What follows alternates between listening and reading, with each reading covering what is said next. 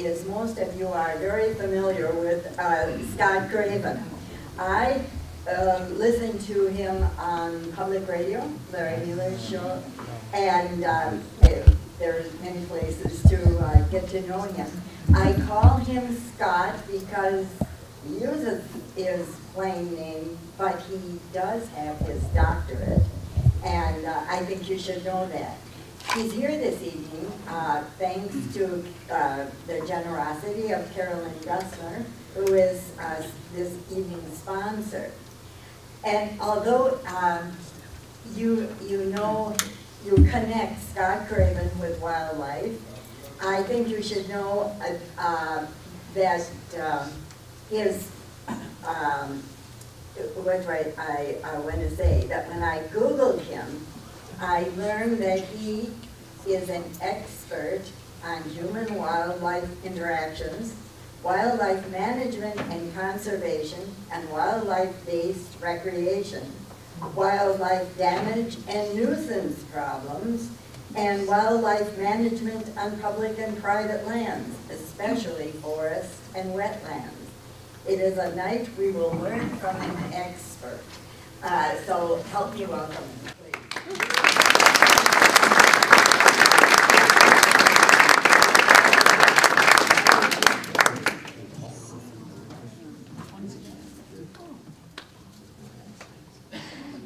Okay, can you hear me all right?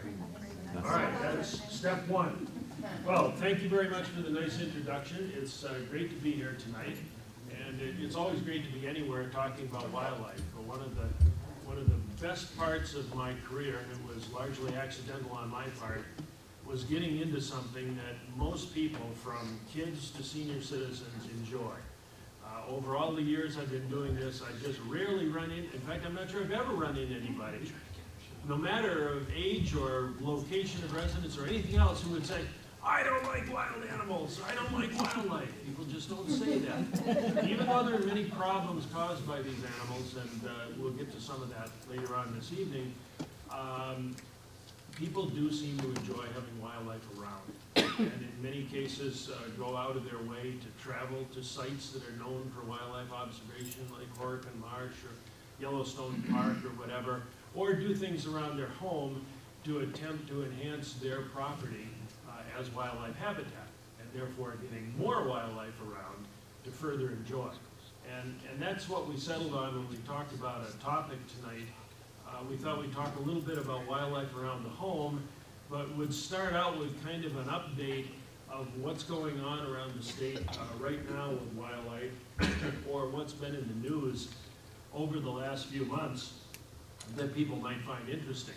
And it will serve the dual purpose of heading off some fairly common questions that come up whether I'm on the radio or just traveling around.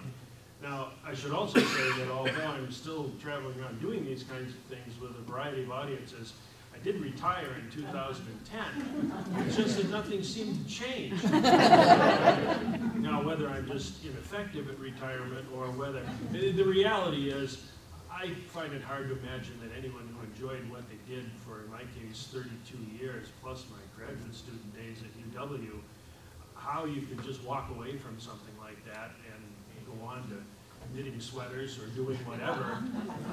I just couldn't imagine that. So as a result, I was able to deep six the faculty meetings, the budget discussions, the hiring and firing, and all that stuff in favor of just getting out to work with the people I enjoy working with and doing things that I think further the good of the wildlife resource in the state.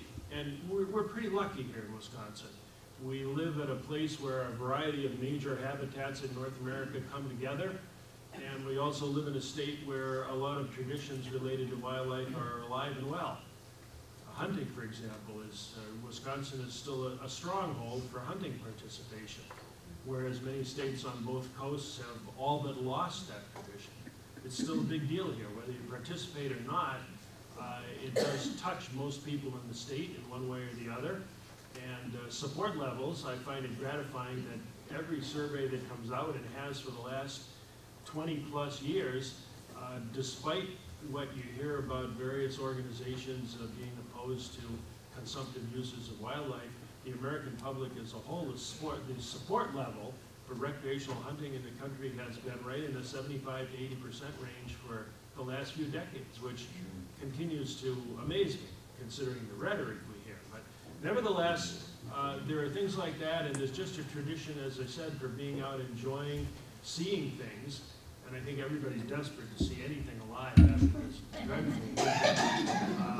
God, it didn't seem like winter. Well, winter still hasn't let go in the northern part of the state. I called up there in preparation for our summer field course at Kemp Station on Lake Tomahawk this morning, and there's still 20 inches of ice on Lake Tomahawk and 75% snow cover. So eventually it will go away. As I drove into town this afternoon, the chorus frogs were pretty cranked up and a wetland coming in on 54, so that was good to hear. All that stuff has been drastically delayed, especially in light of the equally bizarre spring we had last year when my garden was in by the 15th of March, and I just finally got to rototill a little bit yesterday, which also felt pretty good, just to get down in the dirt for a few minutes. So anyway, we'll talk about a variety of things tonight, and questions are always welcome. I'll have to manage, manage them somewhat. I apologize if my voice breaks a bit. I was in California last week seeing my new grandson for the first time, and between Cody and his almost 2-year-old sister, Lexi, I managed to contract some type of California strain of something, and I'm just getting over it, but we'll make do with that. But let's deal with some of the things that I thought might be of general interest. I'll just touch on a few things, and then we'll go on to dealing with this backyard kind of situation. I should point out that having said that people do enjoy wildlife, and we have an abundant wildlife resource in the state, as I was talking about when I got sidetracked with the hunting, the sad reality, the flip side of that, the other edge of the sword, is that there's hardly any of these animals that don't cause somebody some grief sooner or later.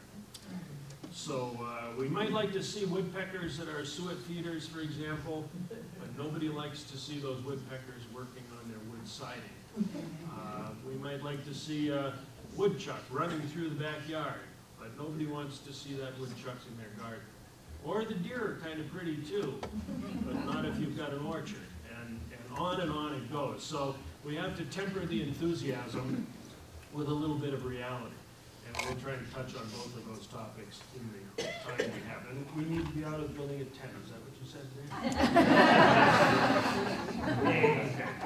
All right. So some of the things that have been happening recently that might be of general interest or that you've probably heard about. Bears. Bears are out in force right now, and they're ornery and they're hungry. And especially further north where there's still snow cover, they're becoming a bit of a problem around bird feeders and trash and assorted other things. When I made the call this morning to the field station, the manager said, hey, I've got to tell you before you get up here with your students, bears are all over the place. He said, we've got a boar that stands about 6 feet tall when he's on his hind legs, and he's been looking in our living room window every night for the last week. And when we take a group of students from Madison up there who don't have a lot of field experience and tell them that the woods are full of bears, that causes a little bit of anxiety. So if you do live in a rural area, down here, or anywhere, for example, from central to northern Wisconsin, the bears are out right now and causing a little bit of grief. The main situation with the bear population in Wisconsin is that it was growing rather rapidly for a few years from a low point a couple decades ago of what they thought were maybe fewer than 5,000 bears as recently as the late 1980s.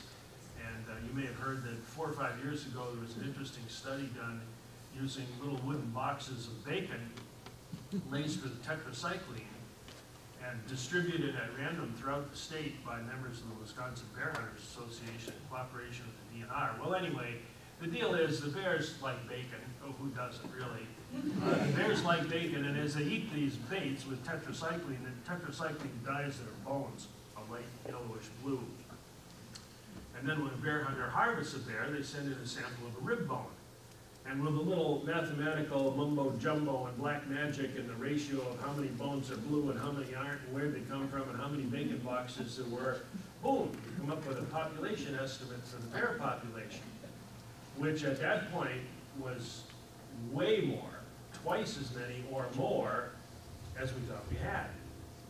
Maybe 30,000 or more bears. And as a result, the bear harvest was ratcheted up in an attempt to get a handle on that. And now the thinking is the bear population has actually faded a bit. They're doing the tetracycline study again to get another population estimate, but the population is probably down closer to 18 or 20,000, somewhere in there. And as a result, the harvest of bears, the number of permits issued, has actually been slightly cut back. So although there was concern that we were kind of up to our ears in bears 2 or 3 years ago, seems to be moderating a little bit. So it's kind of the bear situation. Wolves, you may have heard, show of hands, how many of you heard that there was a wolf hunting season in Wisconsin? Yeah, you'd pretty much have to be under a rock to have not heard that. And it caused great anxiety for a lot of people. In the bigger scheme of things, despite all the anxiety and the friction between the tribes in northern Wisconsin and the state agency and the people who support wolves remaining on the endangered species list as opposed to wanting to hunt and trap them, in the bigger scheme of things, it probably didn't make much difference.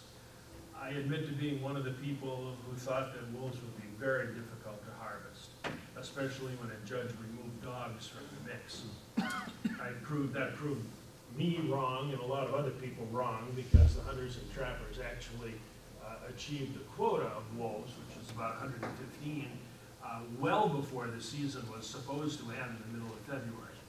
So I think there were 117 wolves taken, about 2 to 1 trapped over hunted, and the actual quota for wolves was just over 200. But as you may remember, the tribes who were allocated 85 wolves under an agreement with the state opted out of any harvest for tribal cultural reasons, and those tags which were authorized to take wolves were left unused. However, what most people don't know is that while 117 were taken by hunters and trappers, another 123 died at the hands of either the government control agents who were controlling wolves involved with livestock problems, or other mortalities by poaching, highway mortality, or whatever. So a total of just about 240 or 50 wolves were removed from the population anyway.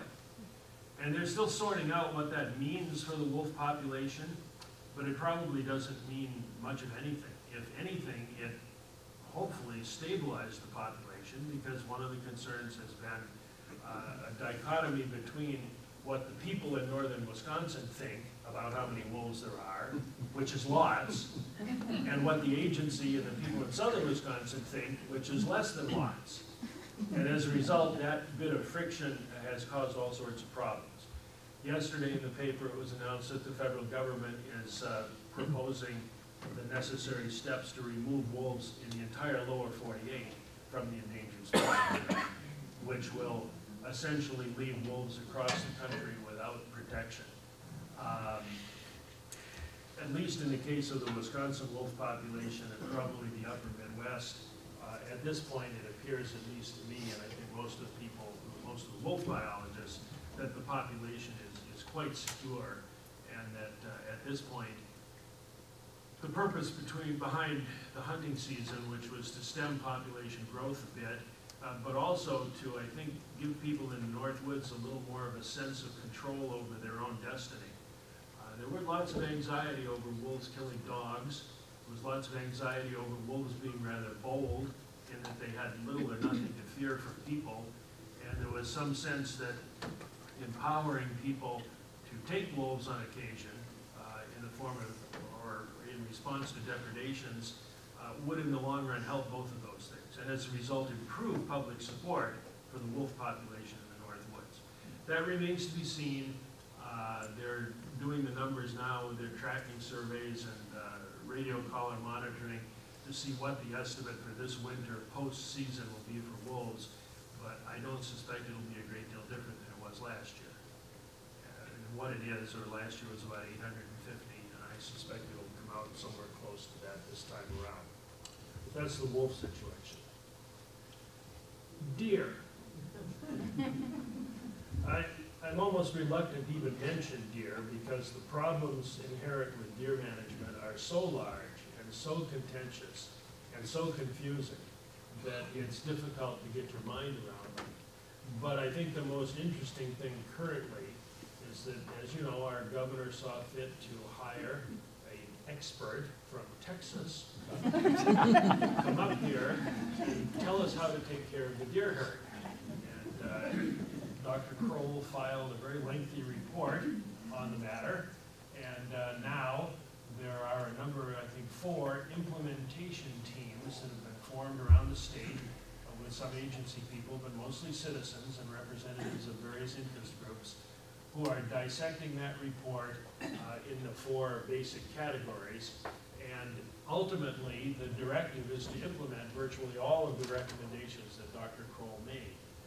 Some of them probably can't be implemented. Some of them probably should be, some of them maybe shouldn't be. But we'll have to see how that all plays out. These committees are meeting now, literally, once a month, through the summer and into the fall, and then the recommendations will be made, and as I said, many of them implemented. I don't know where the chips will fall on that. The good news is, deer are quite capable of taking care of themselves in Wisconsin. They're still rather abundant. And despite the fact that we put 650,000 heavily armed people in the woods every fall to chase them around, the deer herd persists. And even in the face of very heavy hunting pressure, the deer herd seems to manage to keep itself rather healthy and at a higher level than the agency would like to see it. What about disease? Well, you took the words right out of my mouth. The other elephant in the room, as far as the deer herd is concerned, is still chronic wasting disease. There are a couple of others too, but all pale in comparison to chronic wasting disease, which is still confined basically to the southern quarter to third of the state, primarily southwestern Wisconsin and southeastern Wisconsin. Now, there have been a few outliers, like the infected doe that was killed up near Shell Lake last year, but for the most part, it's still a southern phenomenon. And if there's anything the agency or the hunters or you people or your influence on your relatives in the areas where the infection is found can do to keep it there, I urge you to do it. It is a bad situation. The discovery point was 6 miles from the farm that I've hunted on for 40 years. We just had a wonderful deer camp, a wonderful group of people. We had a great time. It all dissolved within 2 years of the discovery of the disease. Everybody was gone. They either didn't want to deal with it, gave up hunting, whatever the case. Within a couple of years, I found myself out on the farm, 250 acres there, and the neighbors, 2 equally large parcels alone, after being there in an area that was heavily hunted. It was just a disaster for a lot of people personally, and now it's a disaster for the deer herd. The incidence rate of the disease, the prevalence rate, continues to slowly ratchet up, even though the spread is very slow. In adult bucks, it's pushing in the area where it was discovered 20% or more. So if you harvest an antlered buck or a mature buck now in that area, there's a 1 in 5 or better chance that it's diseased, in which case the recommendation is to dispose of it. And that's a very frustrating thing. Between my son and I, we've killed 4 positive deer over the last 10 years. So you haul the deer home, everything looks great, deer looks healthy, process it in the garage, get it all wrapped, put it in the freezer, and a few weeks later you get a call from the warden, hey, did you shoot deer 55216? Yes, I did. Throw it away. Into the freezer, whomp, into a garbage bag, away it goes. It's a bad, bad situation. What will happen with chronic wasting disease is anybody's guess. There are many recommendations in that deer report about how to deal with it, and some of them suggest just letting people learn to live with it. I don't know about that. The problem really with the disease is human nature. It's been 10 years now since discovery. People are not finding dead deer scattered all over the landscape, and with the economic problems and world affairs and assorted other things, I just think most people in that area have just simply forgot about it. So, bad situation, but I don't know where it's headed. All right, so that, yes, sir. Has there been any deer to human transmission of that disease? No, there's no evidence at all that it can be transmitted, not just to humans, but any other animal. Now, that's not to say that it can't happen. That's the problem, is the little tiny gap between it hasn't happened and it can't happen. And the British government told their people that mad cow disease couldn't be transmitted to humans either, and we know how that worked out. So I'm not particularly worried about that, and I've been exposed to positive animals. I've had them in the house, but there's no evidence that that's the problem. If that did happen, then the whole playing field would change rather dramatically. But I hope to heck that that doesn't happen. All right, what else was on the hit parade here? Wolves, deer. Oh, turkey season. Have you been seeing any turkeys? That's an amazing story. I mean, turkeys were non-existent, you know, only 35 years ago, not even that long. The reintroduction started in 1976, and now there are turkeys everywhere, all the way up to Lake Superior. Now, the deep snow and so forth may have hit them pretty hard in the North Woods this year, but nevertheless, you see turkeys everywhere you go. Turkey season's open right now. I think it's the 3rd. Tomorrow, Wednesday, starts the 4th hunting period, and they're a fantastic bird. I was out yesterday morning? Yeah, yesterday Monday? Yes, yesterday morning I was out, 5:45. I called a couple times, and here came this bright blue head up over the ridge, and whomp, big gobbler, popped out in the field, and oh, a beautiful bird, beard was dragging on the ground, and said, oh, this is gonna work out really well. And he stopped about 40 yards away, had a nice little piece of grass that he liked, and he just marched back and forth, gobbling at me, and all puffed out and tail fanned out for 35 minutes until my arms felt like rubber from holding my gun. And finally a hen walked by and he just folded up his tail and followed her away. Never saw him, but you don't have to be a hunter to go out in the spring and enjoy the display of gobbler turkeys. They're just beautiful birds. It's a pretty neat thing to see it here. So the turkey situation is a terrific success story, and it's underway right now. We talked about the big, oh, gee, here's another good one. The woodchuck season. Now, honestly, how many of you, before a couple of weeks ago, had a burning desire to go woodchuck hunting? I've yet to find anybody. So why or how this happened, I'm not altogether sure, but the reality is that there was a simple fix to this particular problem. Woodchucks or groundhogs, same animal, were protected back in the 1940s, the way I understand it, because they were fairly rare then, and all the digging they did was deemed beneficial to other wildlife. Okay, fine, they were protected. So fast forward 40 or 50 years, all of a sudden, woodchucks are thicker than hairs on a dog in some places, and they are a major pain in the neck in a garden, a rock wall, all sorts of agricultural situations. So the rumors started, I first heard 15 years ago, that there was really no reason to keep woodchucks on the protected species list. Let's just lift the protection. And I thought that was going to happen. And that's really all that needed to be done. And then if anybody really wanted to hunt them, they could. If anybody really needed to control them, they could. But somehow, it all of a sudden was spun as a hunting issue, and I think that's counterproductive for hunting in many ways, because there was a lot of pushback. What the heck do they want to shoot woodchucks? Well, really?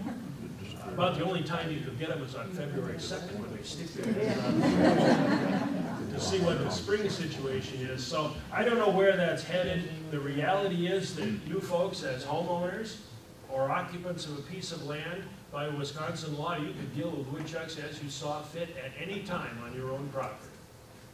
The protection was waived on your own property. So this was really a non-issue. So I don't know where it's headed, but it's gotten a lot of press, but it really didn't warrant a lot of press.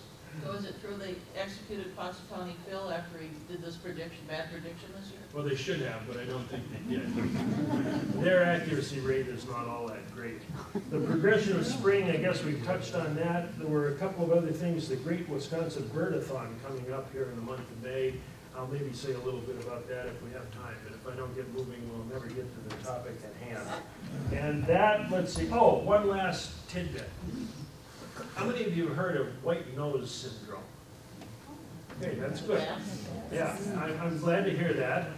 I'm glad people are aware of it because the Wisconsin folks who deal with bats, the DNR has a very good team of people who deal with bats. It was led until last year by one of my graduate students, Dave Riddell, who unfortunately passed last year at 35, brain cancer. But before he did that, his passion was bats, and he set up a very good team of people and a foundation to support the bat work, and they've done a great job of laying the groundwork for attempting to deal with white nose syndrome when it gets here. And I say when because I think the realistic approach is that it's inevitable that it does get here. If you can see this, the colors on this map, this is just the Midwest, you'll notice that Wisconsin and Michigan are the only remaining holdouts with no little colored squares in there. This disease, which is a cold weather fungal problem for bats, was only discovered in 2006 in upstate New York. Put it in front of the blue. Over. That works. There you go, Scott. Okay, so upstate New York over here, first discovery. So in just 6 years, 6.5 years, all these other cases up into Canada, all the way down the Appalachians and into the southeast have been discovered. It has killed millions of bats. So given this year's discovery of a case in Iowa and a case in Illinois, I think we're sunk in terms of it getting here. The plans that our bat people have in place to try and contain it and minimize its impact, I hope will have some impact, but who knows? Bottom line is this is a really troublesome thing for people interested in bats. Bats are an interesting topic. Maybe I'll come back some night and we'll just do a bat program. But in any event, this particular disease, like chronic wasting disease in deer, has the potential to really cause some problems. So the fact that the public's aware of it and is probably, I hope, supportive of the efforts to keep it contained is a good thing. But we'll see what happens. All right, so there's a couple of updates. Any quick questions on any of those topics? Yes, sir. Coyotes, how are they doing as far as population? Depending on who you ask, either too well or just about right. Coyotes have always been pretty abundant in Wisconsin from north to south and east to west, and they maintain a fairly low profile here. They don't make nearly as much noise as their western relatives, so they're around, but people don't hear them very often. People see them, and I think many people dismiss them as a dog running across the field. So they're here, and they're blamed for some major problems. They are a major predator on fawn and white-tailed deer, for example. So one of the big, well, there's a two-pronged research project going on now. One of the study sites is not very far from here, where they're studying fawn mortality, and they're looking at that question of how much impact coyotes have. In fact, that was something else I wanted to mention about the deer situation. One spin-off of the current situation in the country is that a ton of money has been rolling into the state, which has allowed the state to fund some huge research projects that we never had the money to deal with before, including buck survival, fawn survival, and a host of other things related to deer. And they're getting ready to launch a huge study using trail cameras and citizen science to try and figure out how many deer are in given areas. Where's all that money coming from? Anybody know? At a time when there doesn't seem to be much money in the federal government, there's a whole lot of money somewhere. It's a kind of an interesting quirk. Hunting and fishing license fees? Well, it's related to hunting, but it's coming from the excise tax on guns and ammunition. The Pittman-Robertson program. There's an 11% excise tax, has been since the 1930s. Anytime anybody buys a gun or a box of ammunition, 11% tax is collected by the federal government and doled back to the states based on the number of licensed hunters they have. We've got a lot of hunters. So on a formula basis, we do pretty well. And right now, because of things that have been going on in the country and some suspicion about the motivations of some of our legislators or politicians, and I don't know how anybody could blame them for anything because they don't really seem to do anything. But nevertheless, because of fear about the availability of ammunition or guns and all the current hoopla about gun control, gun sales and ammunition sales are just crazy.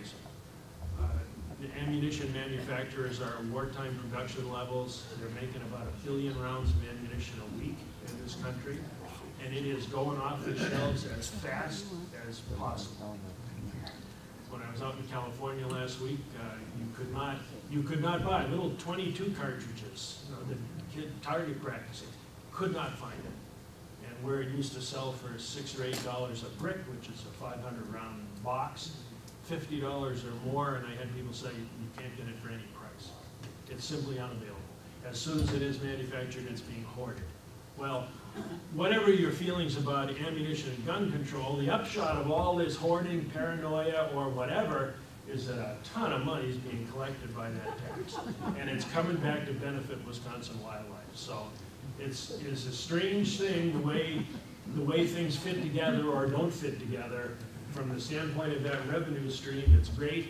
From the standpoint of where it's coming from, maybe not so great. Yeah. Very quickly, Scott, did Dr. Kroll deal with the CWD, the chronic wasting disease issue in his report? He did. He dealt with it extensively, and his conclusion was that it was overrated, essentially, and that a more passive approach was in order. Was that a political I conclusion? don't know what that means exactly. The only approach they really had was to try and eliminate large numbers of deer and reduce the population density, and the hunters proved unwilling or unable to do that. So I don't know what the next step is. There are a lot of really good scientists working on it, and my only hope is that someday they come up with some new answer. But I don't know what it will be. Yes. Red fox? What about Well, you were kind of going on. Well, okay. I'll just say red fox seem to be doing fine. They interact with coyotes in a negative way. Members of the dog family don't play well together. A wolf will kill a coyote will kill a fox, and on down the line whenever given the opportunity. So as coyote populations grow, the red fox kind of get displaced or killed.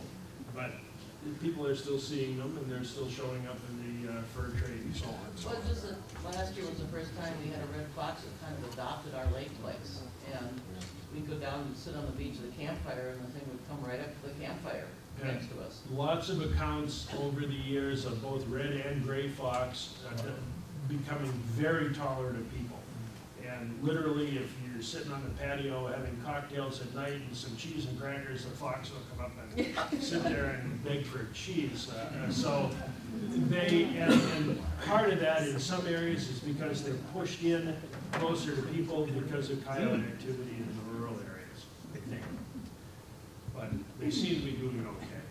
All right, now because of these numbers, we can't go through every species tonight, how they're doing or what they look like or anything else. But this is the good news. So this kind of launches us on to talking about a little bit about what's around your home. The reality is we're pretty well off here in the state. About 300 species of birds that are pretty regularly seen. The overall total of species, if you're a bird watcher, I think the last time I looked it was up to 408, 409. Something like that. There are new ones turning up all the time. So 400 species of birds, low 70s as far as species of mammals, and then reptiles and amphibians totaling about 54, 55. Not a great place for reptiles and amphibians because of winter weather. They're cold-blooded. They don't do well in winter conditions or freezing conditions. But nevertheless, when you add all that up, it's somewhere about 500, 525 species. So if you're interested in wildlife, there's a tremendous number of animals out there that you can look for, see, find, learn about, enjoy, manage for, whatever. A whole slew of them, especially the birds. Now it's with the small mammals, so things like shrews and voles and mice and so forth, and some of the reptiles and amphibians that you can do more in a hands-on way, because these animals can actually be caught or seen or get your hands on them, whereas with birds you can't. But nevertheless, there's a lot of them out there, and every one of them has something going for it. They're either colorful, they're active, they sing well, they have interesting life histories. When you get to know them a little bit, they're all pretty cool. There are no bad animals. That's an anthropomorphic term. We think of skunks as bad or coyotes as bad, but that's just human attitude. They all do their own thing, and even a little shrew, a little short-tailed shrew in your backyard, and everybody's got them. They're about the most abundant mammal in the state. That little bugger does everything in its daily routine that a great big 10-point buck or a 6-foot-tall bear does. They have to find food, find shelter, find a mate, survive winter weather. They all do the same stuff, just on a smaller scale. So don't overlook some of the little guys when you're thinking about wildlife, especially around the home. All right, so that's our diversity. Can you really expect to find much in your backyard or lakeshore property or whatever? It's pretty amazing what you can expect. And if you don't do it, if you're interested in wildlife, keep a journal. Write down what you see and when you see it so that you can look back over time and say, holy cow, I totaled this stuff up. Wow, I had 112 species we've seen at our lake property. That's easily within reach. And not only is the diversity important, but the numbers are even more impressive. You think, well, you know, there's not really very many of these things, though. Well, yes, there is. And the primary exhibit I use is the trapping data from a horticultural specialist at the university, an old friend. He's since passed. But after he retired, it wasn't even a suburban lot. It was basically in downtown Madison, but a kind of a typical home backyard, maybe twice the size of this room, if that. He had a variety of horticultural stuff, particularly fruit trees he was trying to protect. So he took a dim view of small mammals. Well, any mammal for that matter. So he and his neighbor each ran a Have a Heart live trap, 24/7, 365 days a year. And at the end of the year, he'd send me the trapping results on what they caught in these 2 little backyards in downtown Madison. How many squirrels do you think how many squirrels do you think he averaged over 10 or 12 years of sending me the notes? How many squirrels did he haul? And I can guarantee that once they were caught, they did not come back to his yard. We don't need to, actually, he was taking most of the stuff to a farm in Westfield, but we don't need to go into that. So take it from me, they weren't coming back. So they were removed. And next year he caught some more. And the next year he caught some more. How many average gray squirrels, for example? Average a year. Did he haul away? 10? 133 is pretty close. It was 155. 155 gray squirrels a year over a long period of time. And another 55 rabbits and raccoons. And another 30 or 40 chipmunks, shrews, voles, possums, and so forth. He averaged, over time, 300 or more mammals a year hauled out of that backyard. Now, they weren't all there at the same time, but you probably heard the expression, nature abhors a vacuum. That's what's going on here. There's a floating population of squirrels out there in the city park, in the greenway, or your neighbor's yard. So you pull one out, there's another one right there to come back in. Or reproduction catches up with you. They are rodents, they're pretty prolific. But the point is, even though you don't see these things very often, or only see 1 or 2 at a time, the potential in your yard, no matter how big or how diverse, is for an incredible array of species, if you're watching, and for an incredible number of some of those common species. It's really pretty amazing.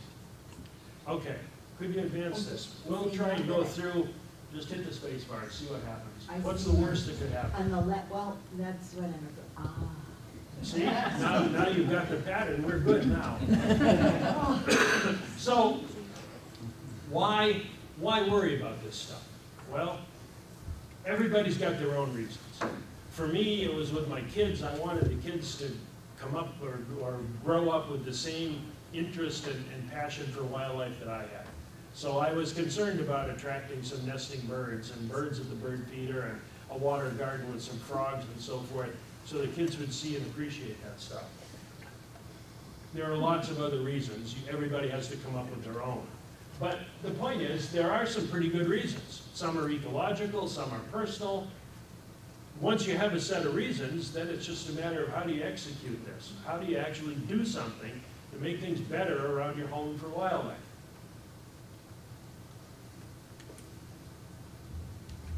Sometimes it's a do-nothing approach. You kind of have to play the hand you're dealt.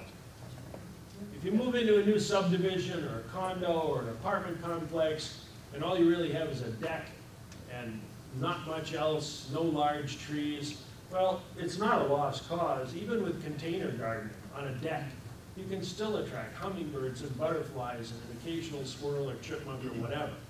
If, on the other hand, your yard happens to be a 40-acre parcel on the edge of town, or a lakeshore lot, which is a natural movement corridor for all sorts of things, then you've got all kinds of potential.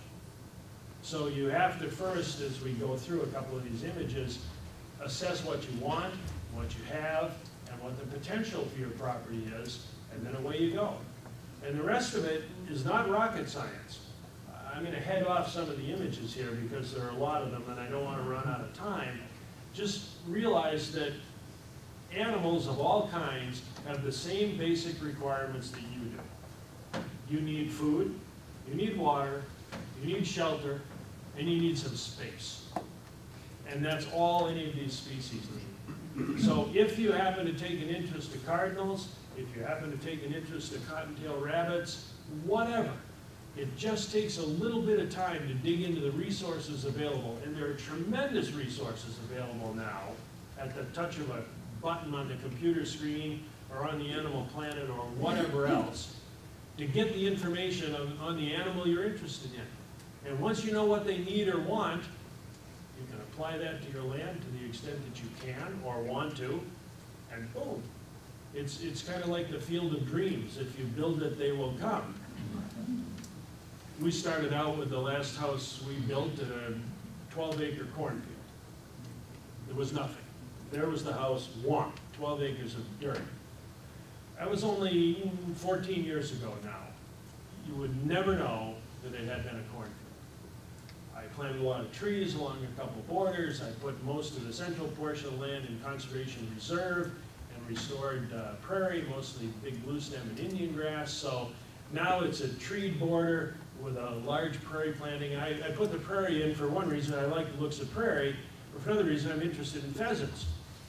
And my colleagues in the DNR who manage grassland said, well, you know, pheasants need grassland. You put grass in, you're going to get pheasants. Put the prairie plants in, and of course they don't do well for a couple of years. It was mostly weeds, and I was yelling at them for giving me bad advice. I said, just wait until the third year and burn it, and everything will be good. And it was.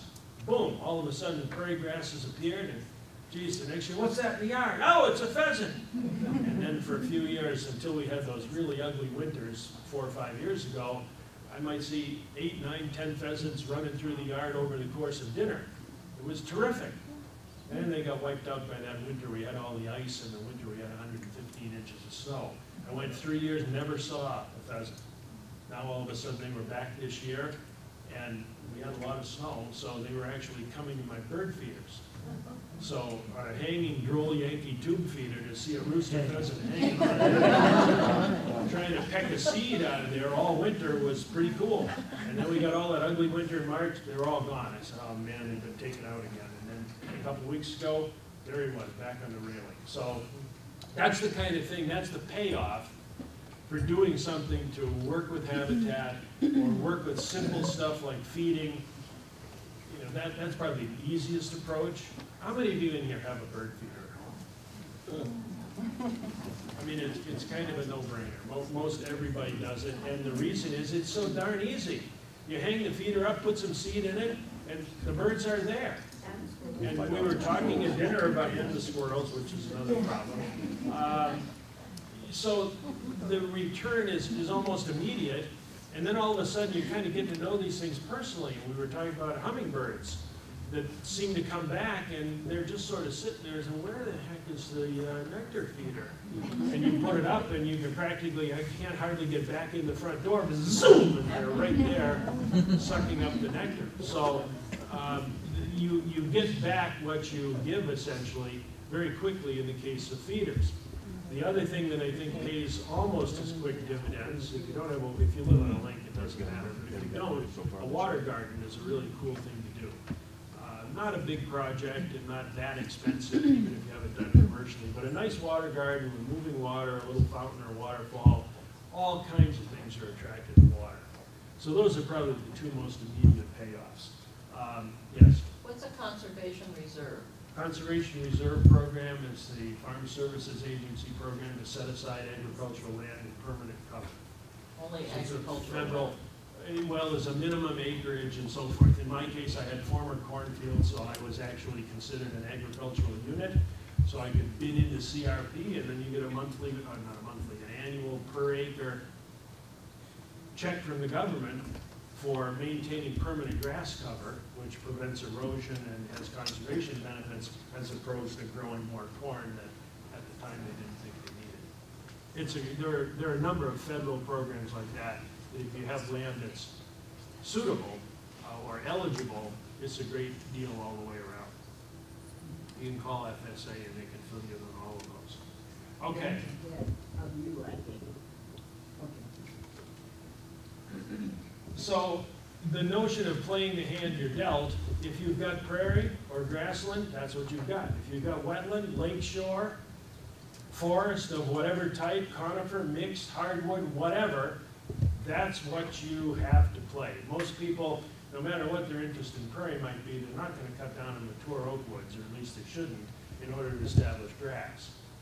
Go with what you have, and a simple take-home from the diversity issue is the more diversity you can have on your property, the more diversity you can interject in the property, the more different species are likely to use it. Simple as that. Go ahead, please. We'll see how many of these we get through. And the basics, as I said, are food, water, shelter, and some amount of space. If you don't have the space, if you don't have 2, 5, or 10 acres, you don't worry so much about that because you can rely on your neighbors, especially if you have like-minded neighbors. You can kind of cast your lot together and provide some resource that you can't on your own property. The wildlife doesn't know where the property lines are or care, as long as they can find what they need.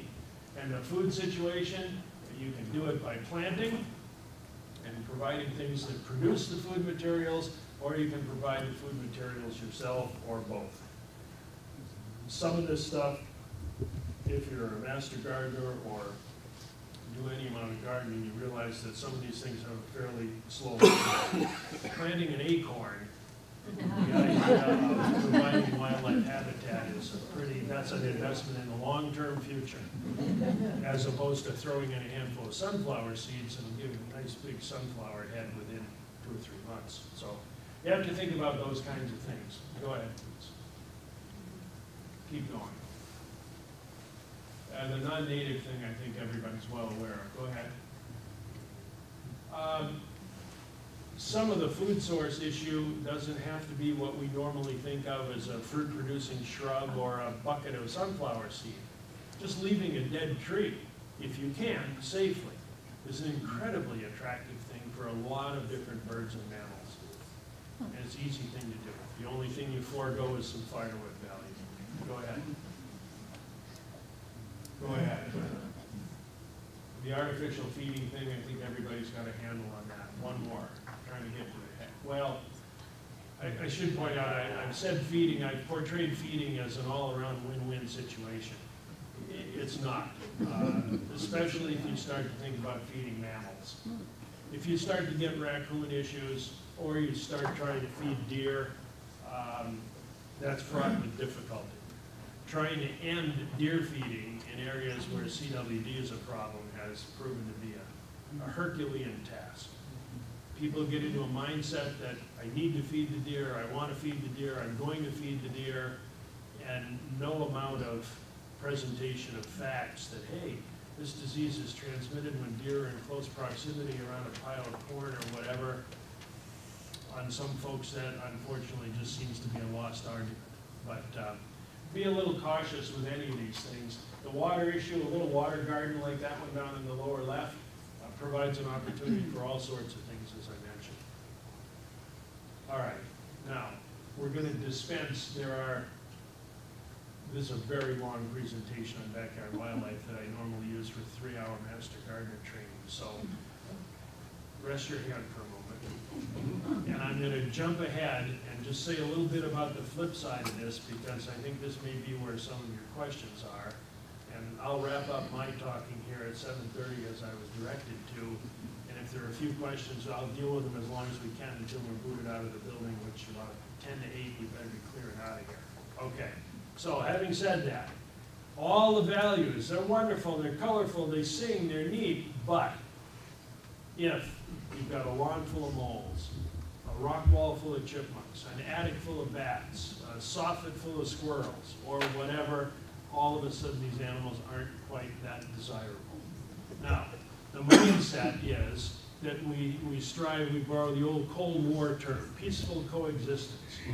In most cases, if you anticipate the problems some of these animals can cause and take steps to prevent them from happening, you can still have the animals around to enjoy, as we've just described, and not have to sacrifice your house, health, garden, or what have you. For example, if you have a fireplace or a chimney flue of any kind, it is an open invitation to a nest of raccoons or a host of other things. The big offenders are raccoons. If there are any trees near your house and you have a chimney, you will eventually have raccoons in the chimney, unless you invest in a $30 animal-proof cap and put it on the top of the chimney. For 30 bucks, you have eternal peace of mind. If you have a family of raccoons in the chimney, and you don't want to deal with that yourself, and most people don't, and you call the Acme Raccoon Removal Company, it's going to cost you 50 to 100 bucks a raccoon, and they're going to put the cap on anyway. Unless they want repeat business, in which case they won't tell you about the cap. Nevertheless, there are things like that that you can just do up front because some problems are inevitable.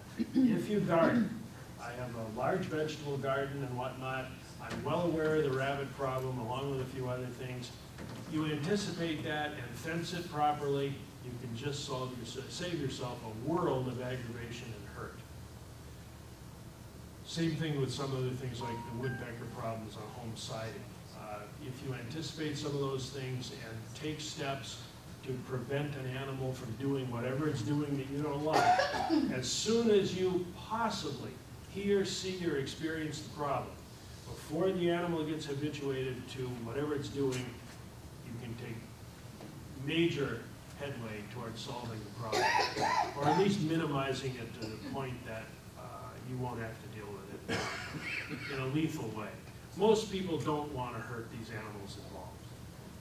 In all our extension publications over the years, we always started with the reason for the problem and what the solutions were, starting with the least invasive, like scare tactics or removal tactics, exclusion, fences, wire mesh, bird netting, things like that.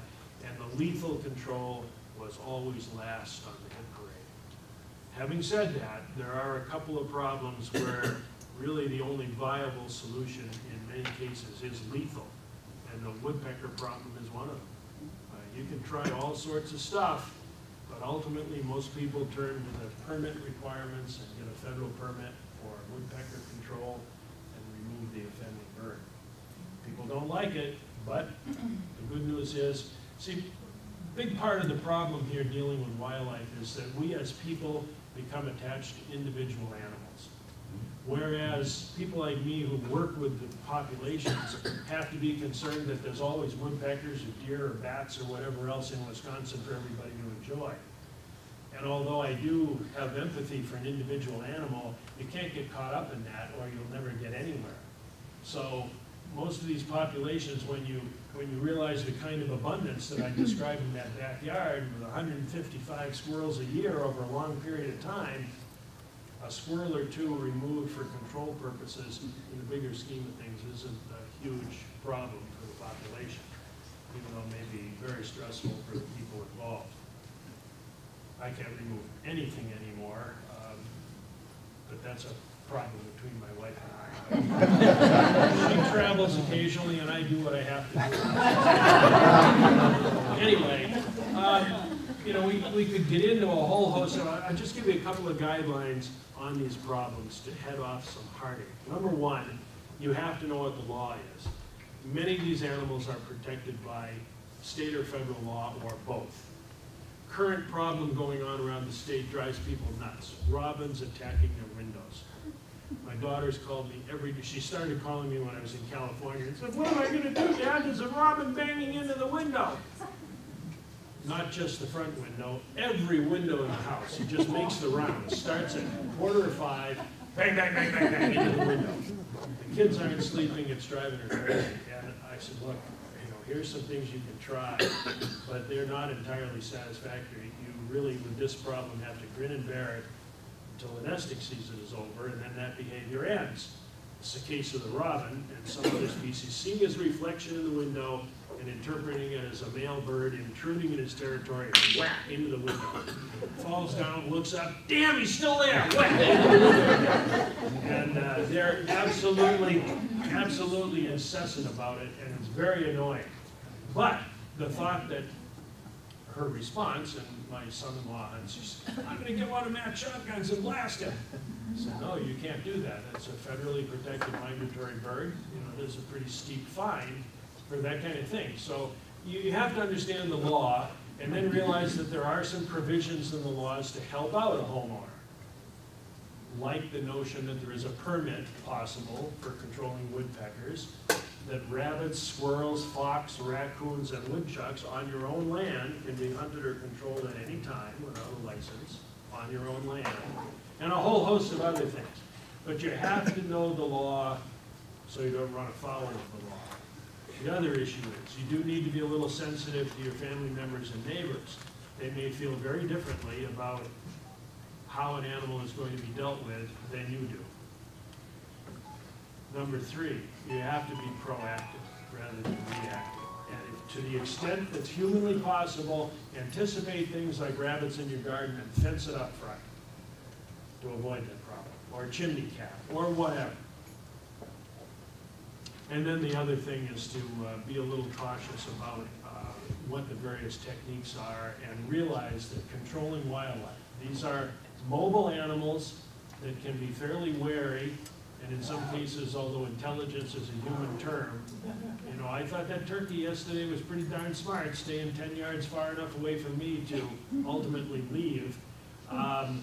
So you need to be aware of all the options in terms of trapping and removal, live traps, repellents, scare devices, a whole host of things. And it often takes a smorgasbord of those control techniques to actually solve a problem. It's not like dandelions in the lawn, where you can go to the garden center and say, "I got dandelions in the lawn." "Oh yeah, spread this stuff, you know, 3 pounds per 100 square feet twice a week and they're gone." And they are. It just doesn't work that way with animals that are quite capable of defeating some of your control strategies. So, you know, armed with a few of those things, you can approach most of these problems and attempt to deal with them. So that's kind of the quick and dirty approach to the darker side of the issue. And some of them can be very, very frustrating. But anyway, all right, so let's review the bidding. We caught up a little bit. We're about done with our hour here, but we talked a little bit of an update of some of the things that are going on around the state, which may interest you. You keep track of these. They're generally covered pretty well by the media.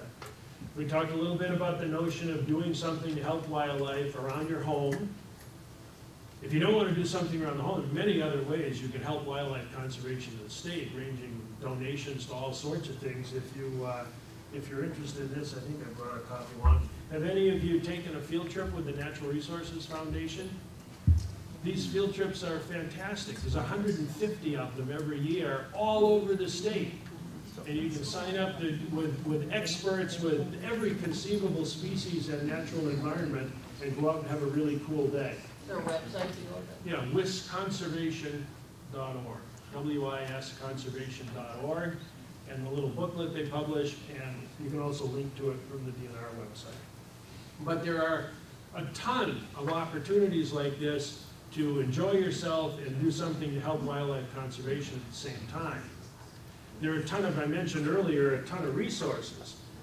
The UW Extension website online now has all of the various control bulletins rabbits in the garden, raccoons as pests, which you can access online to help you solve those problems. And by Googling virtually anything now, you can get more information on any of these species than you could possibly deal with or process. I used to take, I had thousands of slides, some of which are incorporated into these presentations, but all of a sudden I realized I need a picture of a shrew. I don't think I have a good one. Well, you hit Google Images shrew and you got 500 of them. It's really pretty amazing what we have access to these days, and I guess in the long run that's good for us and for the wildlife. So, all right, that's our hour. Questions are fair game, but if you keep an eye on us, okay? Okay. But before he starts questions, let's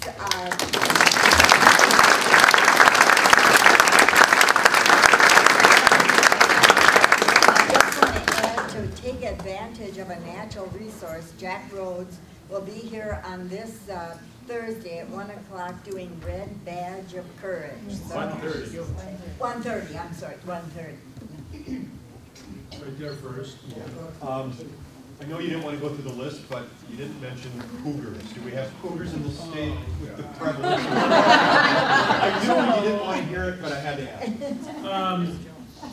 Yes, up until about 4 years ago with the Milton cougar, it was all speculation. There was no documentation. Everybody kept saying they saw one. And it was all, it's a pet, it's released, it's whatever. And then all of a sudden that cougar showed up in southeastern Wisconsin. They got a blood sample. Ah, it is a cougar. Ah, it's from South Dakota. And then the cops shot it in Chicago. And yeah, we got him. And then I think there have been 3 or 4 more documented since, passing through various parts of the state.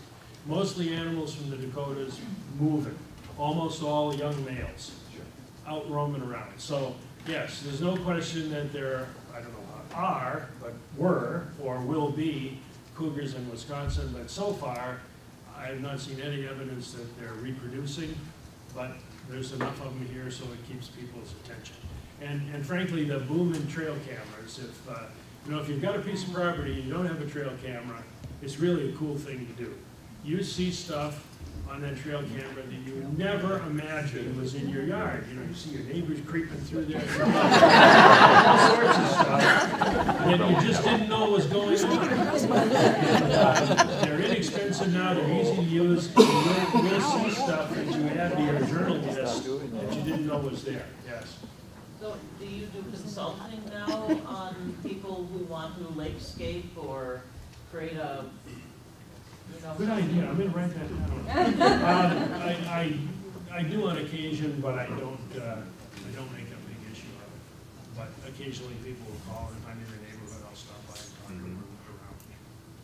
Yeah, I have a question about 2 species. Are there mud puppies still thriving in Wisconsin? Mud puppy's a big, ugly salamander. The most incredible. They never leave the water. They become sexually mature in what looks like a larval salamander form with external gills. You catch them occasionally fishing. The slimiest animal on the face of the earth. If you get a hold of a mud puppy, you just can't hold on to them. They're just incredibly slimy, and they scare. They have a big mouth. They're not a problem. They just frighten people because they look so weird. And yes, they're in most of our big lakes and rivers. Lake Mendota is full of them in Madison. Okay. Catch them even on a tip-up ice fishing occasionally. We used to see them here when I was a kid, back. Yeah, they spawn in the fall along rocky shorelines and all. If you know where to look for them, you can still find them. Okay. My other question was about the redpolls that have flown to the high Arctic, I think, to do their breeding, but left a few behind.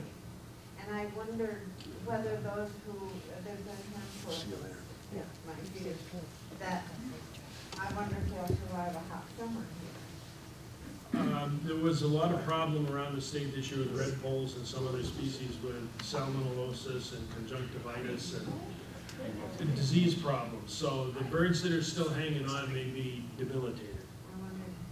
Okay. And they may not make it. But again, a gazillion red poles went back, and the red poles are doing fine, and the 3 still at your feeder, who knows? We have high incidence of Lyme disease here in Waupaca County.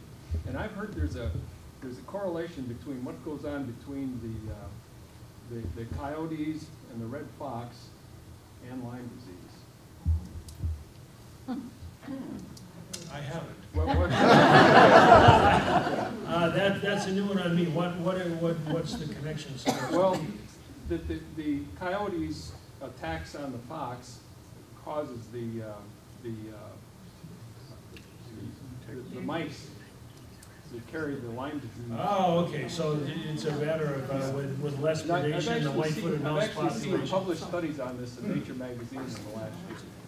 You know, Lyme's disease and deer ticks and the relationship with field mouse population and so forth, is a pretty complicated deal. I can understand where that kind of logical thinking comes from, but I just don't know much about it. Sorry. Would you like to get out of here tonight without talking about free-range cats or feral cats? You got the Yes, I option. would. You know, I don't know what to say about it. I just make a summary statement about the cat situation. I like cats. I had cats as a kid. I just don't think cats have any place outside. No. You know, they were brought here by humans as a pet animal. In the environment, they're very destructive.